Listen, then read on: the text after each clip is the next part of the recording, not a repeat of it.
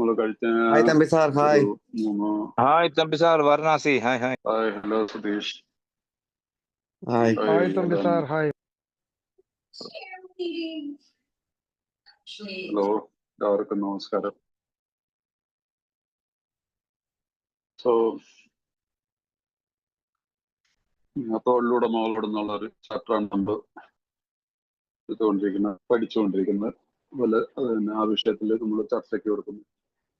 അപ്പോൾ സാധാരണതയിൽ ബിഗ് ഗ്രൂപ്പിൽ പലപ്പോഴും ഒഴിവാക്കപ്പെട്ടിട്ട് പോകുന്നൊരു 3 ചാപ്റ്ററാണ് ഭാര്യമാരോട്, പിന്നീടുള്ള കുടുംബം, തൊഴിലുടമകളോട്. അത് എവിടുന്ന് എന്ന് പറയുന്നത് എല്ലായിടത്തും ഇല്ല, നമ്മുടെ നാട്ടിൽ പ്രത്യേകിച്ച് എനിക്ക് തോന്നുന്നു അതിനെ കുറിച്ച് തന്നെ കാര്യമായിട്ടുള്ളൊരു സ്റ്റഡി നടത്താറില്ല എനിക്ക് തോന്നുന്നു. അപ്പൊ അതുകൊണ്ട് നിങ്ങളുടെ ഈ ഗ്രൂപ്പിൽ ഈ 3 ചാപ്റ്ററും മറ്റു ചാപ്റ്ററും കൂടെ നമ്മൾ എടുത്തു കഴിഞ്ഞാണ്. പക്ഷെ ഈ അവസാനത്തെ ഈ 3 ചാപ്റ്റർ കൂടെ എടുക്കാനായിട്ടുള്ളൊരു അവസരം കിട്ടിയത് എനിക്ക് ഒത്തിരി പ്രയോജനമുണ്ട്. നിങ്ങൾക്ക് ഒരു പ്രയോജനം ഉണ്ടാവുമെന്ന് ഞാൻ വിശ്വസിക്കുന്നു. മാത്രമല്ല ഇത് നിങ്ങൾ പഠിച്ചു വരുമ്പോൾ നമുക്ക് മനസ്സിലായി ഇത് മൈ ഗോഡ്, ഇത് ഇത്രയും നല്ല അറിവ് തരുന്ന ഒരു ചാപ്റ്റർ ആണല്ലോ എന്നുള്ളത് നമുക്ക് മനസ്സിലാവും. അപ്പോ നമുക്ക് ആ ഭാഗത്തേക്ക് നമുക്ക് പോവാം. നമ്മൾ ഇന്നത്തെ ഡെയിലി റിഫ്ലക്ഷൻ വളരെയധികം പ്രയോജനപ്പെടുത്തുന്നതിന് നിങ്ങളാരും രാവിലെ വായിച്ചിട്ടില്ലാത്തവർ ഒരിക്കൽ കൂടി അത് വായിക്കണം, അതിനെക്കുറിച്ച് വിചിന്തനം ചെയ്യണം. കാരണം ഇത് 10ാമത്തെ പടിയിൽ അടിസ്ഥാനമാക്കിയിട്ട് പറയുന്ന ഒരു ഭാഗമാണത്. 10ാമത്തെ പടിയാണ് തെറ്റുകൾ ചെയ്യുമ്പോഴെല്ലാം ഉടനെ സമ്മതിക്കുകയും ചെയ്തു. അപ്പൊ നമ്മുടെ പ്രതിദിനത്തെ അത് എന്നും ദിനം നമ്മൾ സ്വന്തമായ വിലയിരുത്തലുകൾ തുടർന്ന് ചെയ്യുന്നു. അപ്പൊ അത്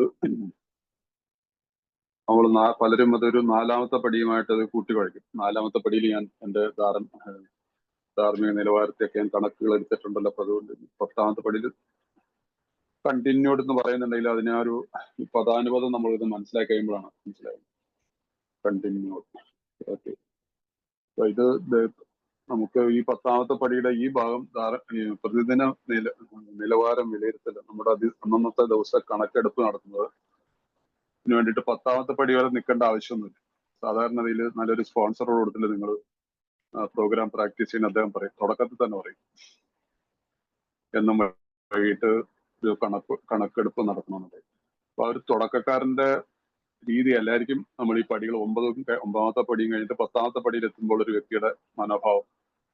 അപ്പൊ ഇവിടെ പക്ഷെ നമ്മൾ തുടക്കത്തിൽ തന്നെ ഇത് പാലിച്ച് നമ്മൾ പരിശീലിക്കും വരികയാണെങ്കിൽ തുടക്കത്തിൽ തന്നെ ഒരു 3 മാസം കഴിയുമ്പോഴത്തേക്ക് ഏകദേശം ഒരാൾ ഉറപ്പിക്കുകയാണ്, യെസ് എനിക്ക് ഈ പ്രോഗ്രാം വേണമെന്ന്, എനിക്കൊരു സ്പോൺസർ വേണമെന്നൊക്കെ വെച്ചിട്ട് ഒരു സ്പോൺസറുടെ സഹായത്താൽ ഈ പ്രോഗ്രാമിനെ ഫോളോ ചെയ്യുകയാണെങ്കിൽ ആ സ്പോൺസർ പറഞ്ഞു കൊടുക്കും. കുറച്ച് ദിവസത്തെ സംസാരത്തിൽ നിന്ന് പലപ്പോഴും ഏതായാലും മാനസികമായിട്ട് സംഘർഷങ്ങളും പ്രശ്നങ്ങളും ഇല്ലാത്ത ഒരു മദ്യപാനിയും ഇല്ല. അങ്ങനെ ഒരാളെ കണ്ടിട്ടില്ല. പല രീതിയിലും പലതും നമ്മൾ തന്നെ ക്രിയേറ്റ് ചെയ്യുന്നതാണ്, ചിലത് നമ്മുടെ ഇമാജിനേഷൻ ആണ് ഈ പ്രശ്നങ്ങളെല്ലാം. അപ്പൊ അങ്ങനെയുള്ളപ്പോൾ പലപ്പോഴും ഒരു സ്പോൺസർക്ക് ശരിയായിട്ടുള്ള ഉത്തരവൊന്നും പല കാര്യങ്ങളിലും പറയാൻ പറ്റില്ല. പക്ഷെ ഈ ഒരു കാര്യം പറഞ്ഞു കൊടുത്തു കഴിഞ്ഞാൽ, ഒരു കാര്യം ഇപ്പൊ എന്നോടൊരു സുഹൃത്ത് സഹായം ചോദിക്കേണ്ടി ഞാൻ അദ്ദേഹത്തിനോട് എനിക്ക് ഉത്തരം കിട്ടുന്നില്ലെങ്കിൽ പോലും ഞാൻ അദ്ദേഹത്തിന് പറഞ്ഞു കൊടുക്കാം, ഒരു കാര്യം ചെയ്യും, ഇന്നത്തെ ദിവസത്തെ ഒന്ന് വിലയിരുത്തുക. ഇന്നത്തെ ദിവസം രാവിലെ എപ്പോൾ എണീറ്റു, അതിനുശേഷം എന്ത് ചെയ്തു, പ്രാർത്ഥിച്ചില്ല, അതിനുശേഷം ആരെ കണ്ടു, എപ്പോൾ ഓഫീസിൽ പോകാനായിട്ട് ഇറങ്ങി, ജോലിക്ക് പോകാൻ ഇറങ്ങി, ഏത് ജോലിയിലാണെന്നില്ല, അതിനുശേഷം ഞാൻ ആരെങ്കിലും കണ്ടു, വഴിയിൽ വെച്ച് ആരെങ്കിലും എന്തെങ്കിലും സംസാരം ഉണ്ടായോ, അല്ലെങ്കിൽ എന്റെ ഭാഗത്ത് എന്തെങ്കിലും തെറ്റായിട്ടുള്ള പ്രവൃത്തിയോ എന്തെങ്കിലുമൊക്കെ ഉണ്ടായിട്ടുണ്ടെങ്കിൽ അതിനെക്കുറിച്ച് അങ്ങനെ ഒരു വൈകുന്നേരം വരെ ഞാൻ ഈ വീട്ടില് വന്ന് ആഹാരം കഴിച്ചിട്ട് ഈ നമ്മളിപ്പോ വിശ്രമത്തിന് വേണ്ടിയിട്ട് തയ്യാറാവുന്ന ആ സമയം വരെയുള്ള ഒരു കണക്കെടുപ്പ് പ്രതിദിനം എടുത്തു പോയാൽ നമ്മുടെ റിക്കവറി വളരെ നല്ല രീതിയിൽ. പലപ്പോഴും നമുക്ക് എന്താ പറ്റാറുള്ളത്, പറഞ്ഞു ഈ സംഭവിക്കാനുള്ള ഇനി അത് പിന്നെ നോക്കാം. പക്ഷെ നമ്മുടെ ഉള്ളിന്റെ എവിടെയെങ്കിലും അതിങ്ങനെ നമ്മളെ പിന്നീട് ബുദ്ധിമുട്ടിച്ചുകൊണ്ടിരിക്കും. നാളെ പിറ്റേ ദിവസവും പിറ്റേ ദിവസവും അത് മാസങ്ങളോളമോ നമ്മൾ ചോദിക്കുന്നത് അതിന്റെ ആവശ്യമില്ല. അപ്പൊ അതുകൊണ്ട് അന്നത്തെ കണക്കെടുപ്പ് തന്നത്തേക്ക് എടുത്തു പോയി കഴിഞ്ഞാൽ ആ ഒരു ശീലം പ്രാക്ടീസ് ചെയ്ത് വരികയാണെങ്കിൽ ഈ 4ഉം 5ഉം പടികളും കഴിഞ്ഞ് 6, 7 പടിയും കഴിഞ്ഞ് 8, 9 കഴിഞ്ഞിട്ട് 10ാമത്തെ പടിയിൽ എത്തുമ്പോഴത്തേക്കും, കാരണം ഈ 10ാമത്തെ പടിയിൽ വെച്ചാണ് നമുക്ക് സുബോധം തിരിച്ചു കിട്ടുന്നതായിട്ടുള്ളൊരു വാക്ക് ബിഗ് ബുക്കിൽ പറയുന്നു. അപ്പോഴേക്കും സുബോധം തിരിച്ചു വന്നിട്ടുണ്ടാവാം. കാരണം അവിടെ പറയുന്നത് എന്താണ്, ആ ഭാഗത്ത് പറയുന്നത്, ഞങ്ങൾ ആരെങ്കിലുമോ എന്തെങ്കിലുമായോ മദ്യത്തോട് പോലുമോ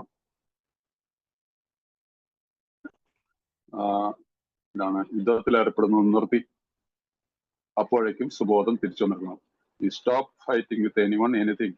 even with alcohol by then sanity may be returned എന്ന് പറയുന്നത്, മനസ്സിലായില്ലേ? ആ 10ാമത്തെ പടിയിൽ ആണ് ഈ സാനിറ്റി എന്ന് പറയുന്നത്. 2ാമത്തെ പടിയിൽ പലപ്പോഴും വിചാരിക്കും നമ്മൾ came to believe that a power greater than ourselves could restore us to sanity. ഞങ്ങളെ സുബോധന്മാരൊക്കെ ഞങ്ങളെക്കാൾ വലിയൊരു ശക്തിക്ക് മാത്രമേ കഴിയുമെന്ന് വിശ്വസിക്കാൻ തുടങ്ങി. പലപ്പോഴും പലരും തെറ്റിദ്ധരിക്കും. എനിക്ക് 2ാമത്തെ പടി കഴിഞ്ഞപ്പോഴത്തേക്ക് എനിക്ക് സുബോധം തിരിച്ചു വന്നിരുന്നില്ല. സുബോധം തിരിച്ചു വരുന്നത് 10ാമത്തെ പടിയിൽ. അപ്പോഴും പറയുന്നത് ഉണ്ടായേക്കാം, സുബോധം തിരിച്ചു വന്നിട്ട് ഉണ്ടാകാമെന്ന് പറയുന്നത്. സോ ഈ രീതിയിൽ നമ്മൾ ഈ പ്രോഗ്രാമിനെ മനസ്സിലാക്കി പോന്നു കഴിഞ്ഞാൽ ഈ 10ാമത്തെ പടിയുടെ ഇന്നത്തെ ഭാഗത്ത് പറയുന്ന ഭാഗങ്ങൾ വളരെ, അപ്പൊ നമുക്ക് ഈ ഇന്നത്തെ ഈ ഒരു വ്യക്തി അദ്ദേഹത്തിന്റെ അനുഭവം കൂടി ചേർത്താണ് പണിയുന്നത്. അദ്ദേഹത്തിന്റെ ഒരു പ്രവൃത്തി മൂലം അദ്ദേഹത്തിനും അല്ലെങ്കിൽ അദ്ദേഹത്തിന്റെ ഒരു ഓഫീസിൽ ജോലി ചെയ്യുമ്പോൾ പുള്ളിയുടെ ഒരു റിപ്പോർട്ട് ഹയർ അതോറിറ്റിക്ക് കൊടുത്തതിനകത്ത് അതിന് ബുദ്ധിമുട്ടുണ്ടായത് അദ്ദേഹത്തിന്റെ ബോസിനാണ്. ആ ബോസിനെതിരായിട്ട് ഇദ്ദേഹത്തിന് റിപ്പോർട്ട് വരുന്നു. ഇദ്ദേഹത്തിന്റെ പുള്ളിനെ കീഴിലാണ് ജോലി ചെയ്യുന്നെങ്കിലും പക്ഷെ ഇപ്പോൾ എന്താണ് ഈ വ്യക്തിയിലുള്ള പണ്ടത്തെ സഹോദരൻ, മദ്യപാനിയുടെ സഹോദരനെ ആ പറഞ്ഞു എഴുതി അവൻ അനുഭവിച്ചിരുന്നു. ഇത് അതല്ല ഉണ്ടായത്. ഇവിടെ എന്താണ് അവസാനത്തെ പറയുന്നത്? എന്റെ ബോസിനെ അദ്ദേഹം സമീപിക്കുന്നു. ഈ പ്രശ്നത്തിൽ എനിക്കുള്ള ഉത്തരവാദിത്തത്തെ കുറിച്ച് സൂചിപ്പിച്ചപ്പോൾ അദ്ദേഹം അത്ഭുതപ്പെട്ടു. സാധാരണഗതിയിലെ ആളുകളൊക്കെ എന്താ ചെയ്യാറില്ല, കഴിഞ്ഞത് എഴുതുക, അല്ലെങ്കിൽ നമുക്ക് ആരുടെ ചിലപ്പോൾ ഒരു വിരോധമുള്ള ഒരാളാണെങ്കിൽ അവർക്ക് നമ്മളത് പറയും, നമ്മുടെ മലയാള ഭാഷ പറയുകയാണെങ്കിൽ പണി കൊടുത്തു എന്നൊക്കെ പറയും. ഞാൻ നന്നായിട്ടൊരു പണി കൊടുത്തെന്ന് പറയും. ബോസിനായിരിക്കും, ആർക്കായാലും, അല്ലെങ്കിൽ താഴെ എഴുതും. പക്ഷെ ഇവിടെ ആ രീതിയിലല്ല അദ്ദേഹം ചെയ്യുന്നത്. ഇതാണ് സുബോധം. നമുക്കിന്ന് ആരെയും വേദനിപ്പിക്കാൻ നമുക്ക് സാധിക്കത്തില്ല. അത് നമ്മുടെ കുടുംബജീവിതത്തിലും മുമ്പൊക്കെ നമ്മൾ എന്തെല്ലാം വീട്ടിലെല്ലാം മക്കളോട് വളരെ ദേഷ്യത്തോടുകൂടി സംസാരിക്കും. ഭാര്യയൊക്കെ ചിലപ്പോൾ ചിലരൊക്കെ ചീത്തയൊക്കെ വിളിക്കില്ല, വളരെ മോശമായ രീതിയിൽ അവരുടെ തന്തയ്ക്കും തള്ളയ്ക്കൊക്കെ വിളിക്കും, അല്ല വളരെ ചീത്തമായിട്ടുള്ള രീതിയിൽ സംസാരിക്കുന്ന വ്യക്തികളുണ്ട്. ഇവിടെ അങ്ങനെയല്ല. ഈ രീതിയിലുള്ള ഒരു കണക്കെടുപ്പ് നമ്മൾ ശീലിച്ചു വന്നു കഴിഞ്ഞാൽ നമുക്ക് ആർക്കും ഒരിക്കൽ പോലും നമ്മളെ ബുദ്ധിമുട്ടിക്കുന്ന ഒരു കാര്യം നമ്മുടെ ജീവിതത്തിലെ കണക്ക് പുസ്തകത്തിൽ എഴുതി ചേർക്കാൻ പറ്റത്തില്ല. അത് വളരെ ഒരു മാറ്റമാണ്. This is called sobriety, this is called sanity, this is called transformation. വ്യക്തിത്വത്തിലുണ്ടാവുന്ന മാറ്റം, ആ മാറ്റമാണ് ഇവിടെ സംഭവിക്കേണ്ടത്. അപ്പൊ ഇവിടെ അത്ഭുതപ്പെട്ടു. എന്നാൽ അപ്രതീക്ഷിതമായ ഫലങ്ങൾ അപ്പോൾ ഉണ്ടായി. ഭാവിയിൽ കൂടുതൽ നേരിട്ടും ഫലപ്രദമായും ബന്ധപ്പെടുവാൻ ഞങ്ങൾ തീരുമാനിച്ചു. ഒരു റിലേഷൻഷിപ്പ് വളരെ സ്ട്രോങ് ആയിട്ടുള്ള റിലേഷൻഷിപ്പ് ജീവിതത്തിലേക്ക് നമ്മൾ വരുന്നു. അപ്പൊ അതുകൊണ്ടാണ് ഈ ആൽക്കഹോളിക്സ് അനോണിമസിലേക്ക് ഒരു ഡെഫിനിഷൻ സാധനം. Alcoholics Anonymous fellowship of making relationships, not breaking relations, making. അപ്പോൾ നമ്മുടെ കഴിഞ്ഞ കാലത്തിൽ നമുക്ക് നഷ്ടപ്പെട്ടു പോയിട്ടുള്ള ബന്ധങ്ങളെ നമുക്ക് കൂട്ടിച്ചേർക്കാൻ പറ്റും. അതുപോലെ ഇപ്പോഴത്തെ ജീവിതത്തിൽ നമുക്ക് നല്ല ബന്ധങ്ങൾ, മനസ്സിലായില്ലേ? അപ്പൊ ഇവിടെ ആ രീതിയിലുള്ള ഒരു ജീവിത രീതിയാണ് ആൽക്കഹോളിക്സ് അനോണിമസിന്റെ. അപ്പൊ അതിനെക്കുറിച്ച് ഇന്നത്തെ ഡെയിലി റിഫ്ലക്ഷൻ വളരെ നല്ലതായിരുന്നു. അതുകൊണ്ട് നിങ്ങളത് ഇന്ന് വായിക്കാത്തവർ ഇനിയായാലും രാത്രിയിൽ കിടക്കുന്നതിന് മുമ്പൊക്കെ വായിച്ചിട്ട് കിടക്കുക, അതിനെക്കുറിച്ച് മനസ്സിലാക്കുക. അപ്പൊ അതുകൊണ്ട് നമ്മളുടെ കൂട്ടായ്മയുടെ വളരെ ഒരു ഇമ്പോർട്ടൻസ് ആണിത്. അപ്പൊ നമ്മൾ ഇനി പ്രോഗ്രാമിലേക്ക് ഇന്നത്തെ നമ്മുടെ സ്റ്റഡിയുടെ ഭാഗത്തേക്ക് വരികയാണ്. തൊഴിലുടമകളോട് എന്നുള്ള ചാപ്റ്റർ ആണിത്. നമ്മളിത് പഠിച്ചു വന്നപ്പോൾ നമുക്ക് മനസ്സിലായില്ലേ ഇത് എത്ര നല്ലൊരു ചാപ്റ്റർ ആണിത് എന്നുള്ളത് മനസ്സിലാവാണ്. ഇത് എഴുതിയിട്ടുള്ള ആളെ കുറിച്ച് നമ്മൾ പറഞ്ഞാണെങ്കിൽ പോലും ആദ്യമായിട്ട് ഈ മീറ്റിംഗിൽ ആരെങ്കിലും ഉണ്ടെങ്കിൽ അവർക്ക് പ്രയോജനപ്പെടാനായിട്ട് ഒന്നുകൂടെ ഞാൻ ബ്രീഫായിട്ടൊന്ന് വിരിച്ചു പോവാം. പക്ഷെ അവർക്ക് പ്രയോജനപ്പെടും. ഈ ചാപ്റ്റർ ഒഴിച്ച എല്ലാ ചാപ്റ്ററുകളിലും ബിൽ വിൽസന്റെ കൈയാണുള്ളത്. ബിൽ വിൽസൺ ആണ് അതിനെക്കുറിച്ച് മോസ്റ്റ്ലി ഉള്ള കോൺട്രിബ്യൂഷൻ എഴുതി ചേർത്തിട്ടുള്ളത്. പക്ഷെ ഈ ഒരു ചാപ്റ്റർ മാത്രം ബിൽ വിൽസൺ അല്ല എഴുതിയിരിക്കുന്നത്. ഈ ചാപ്റ്റർ എഴുതിയത് എല്ലാവർക്കും അറിയാവുന്നതാണ് ഹങ് പാർക്കസ്റ്റ് എന്ന് പറഞ്ഞ, അഥവാ അദ്ദേഹത്തിന്റെ പേര് ഹെൻറി എന്ന് കൂടെ ഒരു പേരുണ്ട്. ഹെൻറി പാർക്കസ്റ്റ് എന്ന് പറഞ്ഞ ബിൽ വിൽസന്റെ ആദ്യത്തെ സ്പോൺസി ആയിരുന്നു അദ്ദേഹം. ഒരു തുടക്കകാലം മുതൽ എയിൽ ഉണ്ടായിരുന്ന ആളാണ്. അദ്ദേഹം ഒരു വലിയൊരു കമ്പനിയിൽ ജോലി ചെയ്തിരുന്ന ആളാണ്. അദ്ദേഹത്തിന്റെ അനുഭവങ്ങൾ, സ്വന്തം അനുഭവങ്ങളുടെ അടിസ്ഥാനത്തിലാണ് ഈ ചാപ്റ്റർ എഴുതിയിരിക്കുന്നത്. ഇതിനകത്ത് അദ്ദേഹം ആദ്യത്തെ ഒരു 2 പേജിന് ഒരു 3 ആത്മഹത്യയെ കുറിച്ചാണ്, ആൽക്കഹോളിക് ആയിട്ടുള്ള 3 പേരുടെ ആത്മഹത്യയെ കുറിച്ച് വളരെ നമ്മളെ ഒരു ഞെട്ടിക്കുന്ന ഒരു ഇതാണ്. ആ 3 പേരും കഴിവ് തെളിയിച്ച തൊഴിലാളികളായിരുന്നു അവരുടെ കമ്പനിയിൽ. കഴിവ് തെളിയിച്ച വളരെ മിടുക്കന്മാരായിട്ടുള്ള അവരെ ചില 2 പേരായിട്ട് ജോലിയിൽ നിന്ന് പിരിച്ചു വിട്ടതാണ്. ഒരാള് തിരിച്ചു വിടാതെ ജോലിയിൽ നിൽക്കുമ്പോൾ തന്നെ ആത്മഹത്യ. 3 പേരും, ഒരാൾ തൂങ്ങി മരിക്കുന്നു, ഒരാൾ കെട്ടിടത്തിന്റെ മുകളിൽ നിന്ന് ചാടി മരിക്കുന്നു, ഒരാള് തോക്കിന്റെ കുഴൽ വായു വെച്ചിട്ട് കാലിന്റെ വിരൽ കൊണ്ട് ട്രിഗർ വലിച്ചിട്ട് സ്വന്തം വെടിവെച്ച് മരിക്കുന്നു. ആൽക്കഹോളിസം അമിത മദ്യപാനാസക്തി എന്ന രോഗത്തിന്റെ പരിണത ഫലങ്ങൾ ഈ 3 പേരിലും നമ്മളാകാമായിരുന്നു. അപ്പൊ നമ്മൾ ആരും വ്യത്യസ്തരൊന്നുമല്ല. ദൈവത്തിന്റെ അനുഗ്രഹം കൊണ്ട് നമ്മൾ ജീവിച്ചിരിക്കുന്നു. അപ്പൊ ഈ ഹങ് ഫോർകസ്റ്റ് ഈ ബുക്ക് എഴുതിയതിനു ശേഷം ഏറ്റവും വളരെ ബാഡ് ന്യൂസ് എന്ന് പറഞ്ഞാൽ ഈ ബുക്ക് പബ്ലിഷ് ചെയ്ത് 6 മാസം കഴിഞ്ഞപ്പോൾ ദേഹം പോലും റിലാപ്സായി. 6 മാസം കഴിഞ്ഞപ്പോൾ. അതിനുശേഷം അയാൾ അദ്ദേഹം എയിലേക്ക് തിരിച്ചു വന്നില്ല. അദ്ദേഹം മരണപ്പെട്ടു. കുറച്ച് മാസങ്ങൾക്ക് ശേഷം അദ്ദേഹം മരണപ്പെടുന്നു. അപ്പൊ ഈ ബിഗ് ബുക്കിൽ ഒരു വളരെ ഇമ്പോർട്ടന്റ് ആയിട്ടുള്ള ഒരു സ്റ്റോറി എഴുതിയിട്ടുള്ള അദ്ദേഹം പോലും മദ്യപാനാസക്തിയുടെ തീവ്രതയുടെ ഫലത്താൽ, അതും വളരെ കഴിവുള്ള ഒരാളായിരുന്നു ഇദ്ദേഹം. ഈ ബുക്ക് ബിൽ വിൽസൺ എഴുതിയെങ്കിലും ഇതിനെ എഡിറ്റ് ചെയ്ത് സെറ്റ് ചെയ്തിരിക്കുന്നത് ഹങ് ഫോർകസ്റ്റ് എന്നാണ് പറയുന്നത്. അത്രയ്ക്ക് നല്ലൊരു കഴിവുള്ള ഒരാളായിരുന്നു, നല്ലൊരു എഡിറ്റർ ആയിരുന്നു. ഈ ബുക്ക് എഡിറ്റ് ചെയ്താണ് ഒന്നാമത്തെ ഫസ്റ്റ് എഡിഷൻ എഡിറ്റ് ചെയ്ത ഒരാളാണ്. അദ്ദേഹത്തിന്റെ സ്റ്റോറി ഫസ്റ്റ് എഡിഷൻ ഉള്ളവർക്ക് കയ്യിലുള്ളവരുണ്ടെങ്കിൽ ദ അൺബിലീവർ എന്ന് പറഞ്ഞിട്ട് സ്റ്റോറി ഉണ്ട്. അദ്ദേഹത്തിന്റെ സ്റ്റോറിയാണ് ദ അൺബിലീവർ.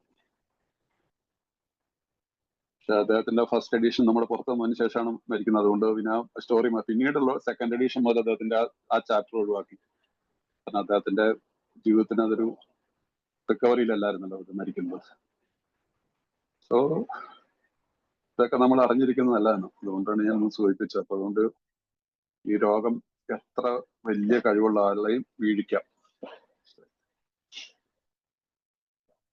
തകർന്നു പോകാനുള്ള സകല സാധ്യതയുണ്ട്. അപ്പൊ നമ്മള് ഇനി കഴിഞ്ഞ ആഴ്ചയിൽ നമ്മൾ നിർത്തിയത്, കഴിഞ്ഞ വ്യാഴാഴ്ചയായിരുന്നു നമ്മൾ ലാസ്റ്റ് 10 വർഷം. നാളെയായിരുന്നു എന്റെ ദിവസം എനിക്ക് നമ്മുടെ ലക്ഷ്മൺ ജി ഇതിനകത്തുണ്ട്, ഒരു പകരക്കാരനാണ്.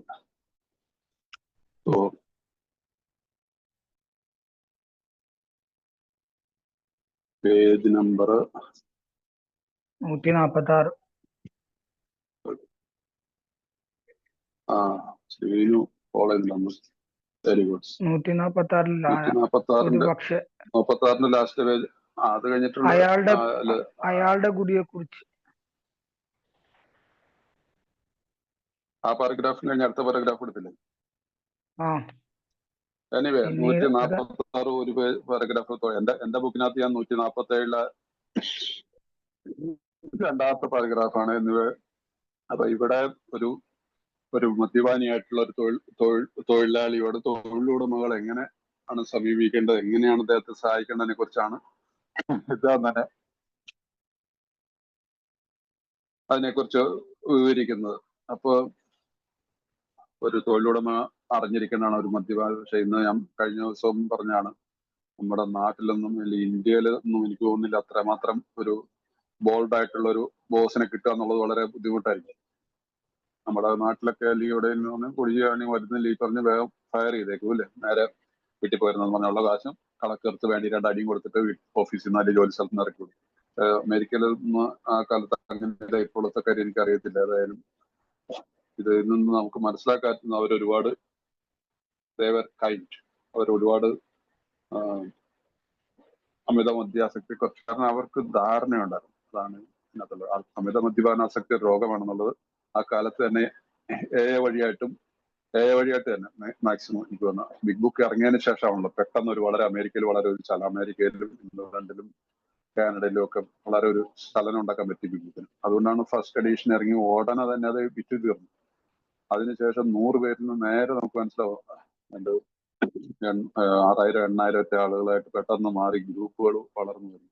അപ്പൊ സഡൻ ആയിട്ട് നല്ല ആളുകൾ ഈ ബുക്കിനെ കുറിച്ച്, ആൽക്കഹോളിസത്തെ കുറിച്ച് നല്ലൊരു സ്റ്റഡി നടത്തിയിട്ടുണ്ട്.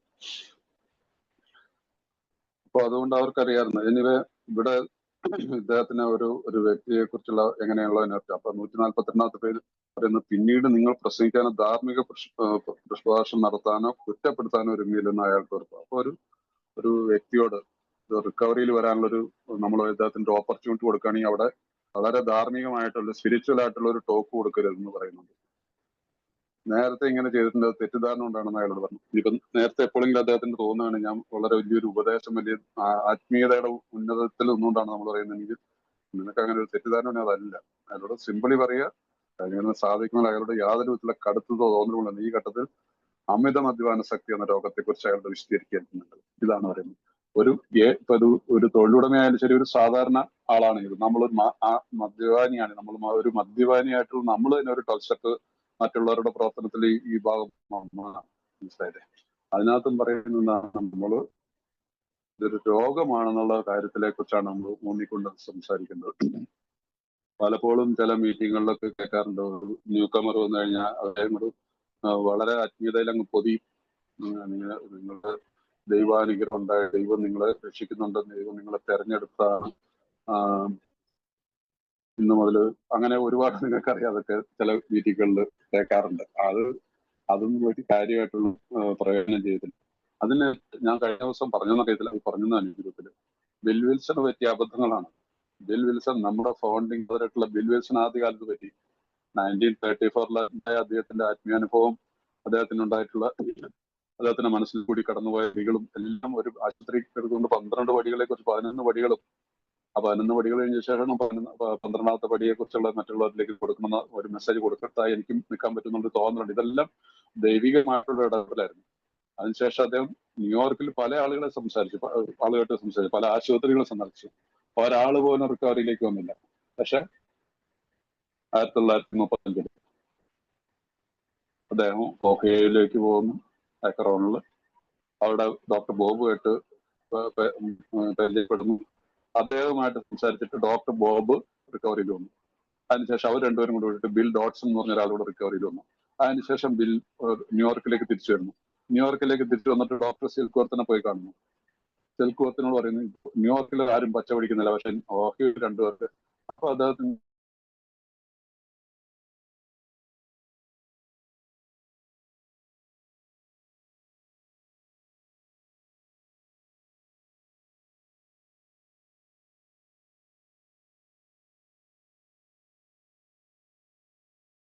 ഇവിടെ ഇത്തിരി നെറ്റ്വർക്ക്, ഞാൻ വാരണാസിയിലാണ്, അപ്പൊ ഇത്തിരി നെറ്റ്വർക്ക് ഇഷ്യൂ ഉണ്ട്. അപ്പൊ അദ്ദേഹത്തിനോട് ചോദിക്കുന്നുണ്ട്, എന്താണ് how you are dealing with an alcohol.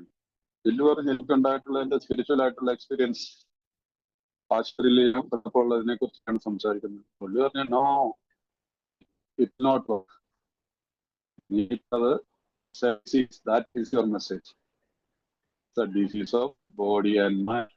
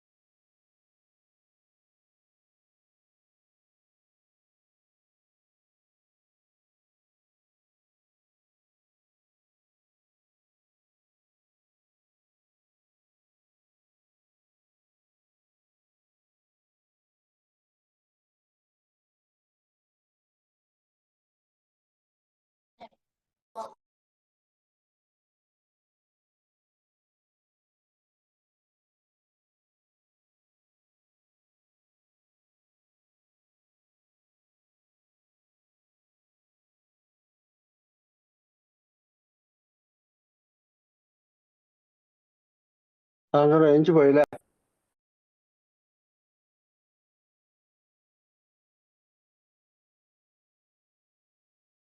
അവിടെ സെർച്ച് റേഞ്ച് കുറവാന്ന് സാറിപ്പോ പറഞ്ഞായിരുന്നല്ലോ. വരും ചോദിച്ചേട്ടാ, വരും. ഒന്നുണ്ട് സാറേ, പക്ഷെ മൈക്ക് മ്യൂട്ടാണ്.